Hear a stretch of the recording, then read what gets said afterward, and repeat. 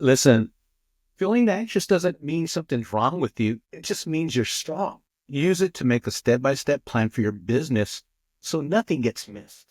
If you start being overwhelmed, I get it.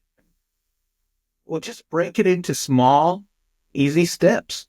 Moving forward, it's better than being perfect. You know, introverts like you lead with quiet strength and real connections. Your anxiety, it isn't a problem. It's what makes you stand out.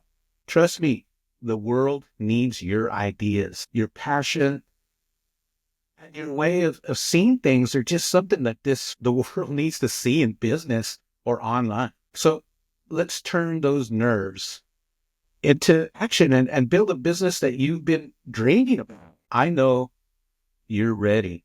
Drop the word action in the comments so that you can learn how to use your anxiety as your secret weapon.